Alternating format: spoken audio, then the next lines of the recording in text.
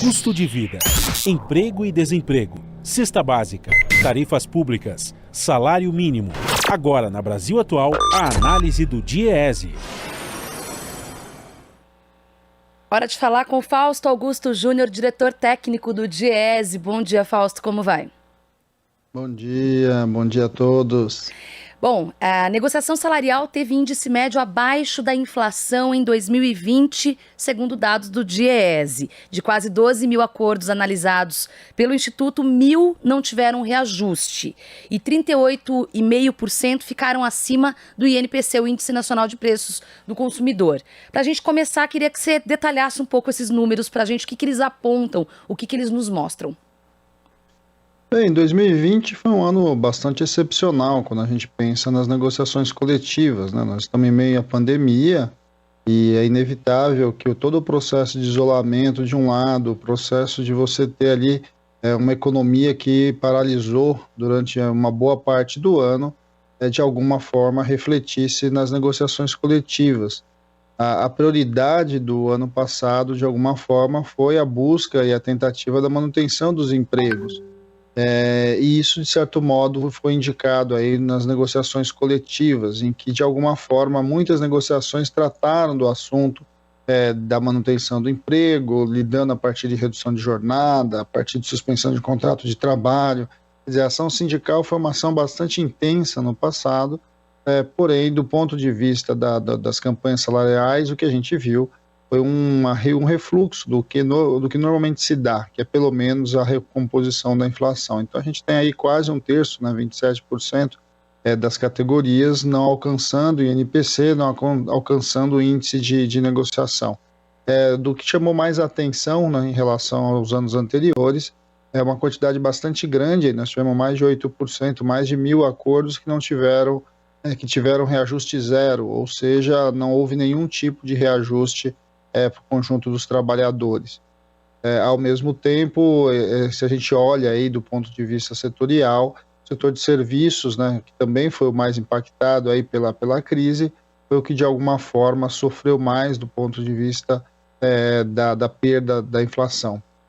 Chama um outro detalhe também, tem a ver com os momentos, né? Você tem dois momentos diferentes. Quando a crise foi mais intensa, a gente viu ali uma negociação mais difícil, muitas negociações foram atrasadas, né? Muitas databases foram fechadas muito em outros momentos, para frente do que o seu mês tradicional, o seu mês legal, e ao mesmo tempo, conforme a inflação foi subindo, a dificuldade para a negociação foi aumentando, e isso foi levando a uma série de categorias, a um conjunto de trabalhadores, até ali o seu poder de compra corroído pela inflação.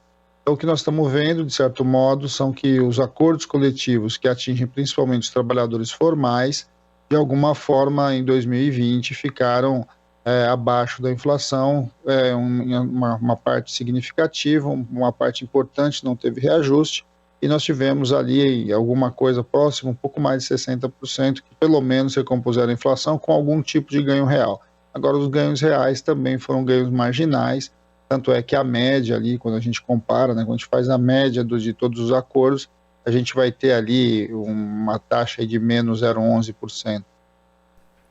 Fausto, fiquei pensando se essas campanhas salariais foram de alguma forma impactadas durante alguns momentos da pandemia com relação à redução de jornada, previsto em lei, né, inclusive, redução salarial. Como que esses dois elementos se relacionam? Porque a campanha salarial sempre acontece, claro, todos os anos, mas como você bem mencionou, foi um ano atípico no ano passado, com essas movimentações, esses reajustes, né, ao longo do ano. Isso impactou de alguma forma essa luta aí do trabalhador? Sim, né? A prioridade no ano passado foi o emprego. E de alguma forma as empresas, inclusive, priorizaram a negociação da redução da jornada, a redução, enfim, a suspensão do contrato de trabalho, formas minimamente de você manter o emprego, que foi inclusive uma discussão longa que foi feita dentro do Congresso Nacional por meio da medida provisória 936, né, que depois se transformou aí na Lei 14.020. Nós tivemos muitos acordos, muitas negociações relativas a essa questão. De alguma forma, o centro da negociação ano passado foi muito menos a reposição e muito mais a manutenção do posto de trabalho.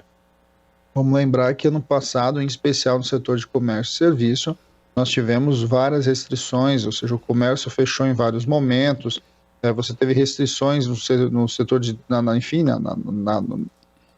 na mobilidade, né, das pessoas em geral, por conta do isolamento.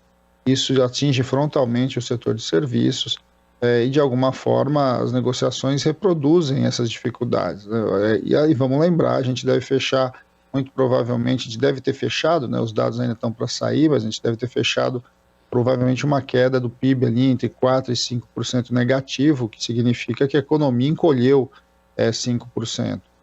O que também demonstra bastante os objetivos aí das dificuldades que a gente tem. Quer dizer, quando a economia esfria, as categorias em geral passam a ter muito mais dificuldade. Nós tivemos um ano bastante atípico, né? A pandemia é uma exceção em todas as regras aí do que a gente viu. Agora, quando você combina uma inflação que começa a crescer, principalmente a partir do segundo semestre, com um encolhimento econômico, isso atinge diretamente a taxa de desemprego, atinge a renda dos trabalhadores, o poder de compra dos trabalhadores e, inevitavelmente, atinge as negociações coletivas. E para a gente concluir, queria saber com relação às regiões do Brasil, porque os dados do Diese também fazem essa divisão, né? Como que foram os reajustes? Quais as regiões que tiveram mais ou menos dentro desses dados? Ali a gente tem uma diferença com relação à região sul. A região sul foi a região que teve um número de acordos com reajustes negativos, ou seja, abaixo da inflação, menor, né, do que as demais regiões.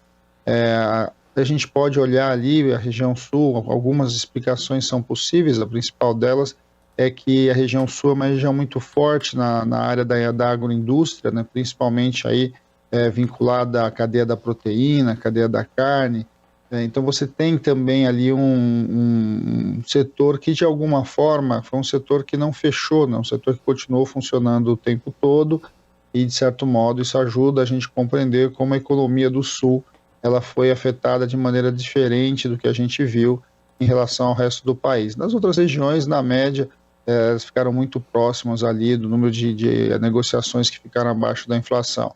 O Centro-Oeste talvez tenha sido a região que tem um pouco mais de dificuldade, mas de certo modo ali a gente pode dizer que do ponto de vista regional a gente não teve grandes diferenças. A gente teve provavelmente diferenças maiores na região que de alguma forma a pandemia atingiu menos. Não menos do ponto de vista, porque a incidência do vírus foi equivalente, mas do ponto de vista de que naquela região setores que foram considerados essenciais, né, e que por conta disso acabaram não parando, tiveram negociações melhores.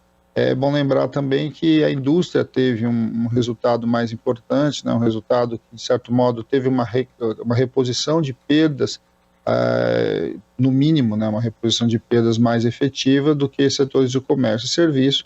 E é claro, porque a gente sabe que, de certo modo, o comércio e serviço foi o que mais foi afetado aí pela pandemia. Tá certo. Fausto Augusto Júnior, diretor técnico do Diese, muito obrigada pela participação. Bom dia, até a próxima. Bom dia a todos novamente, até a próxima.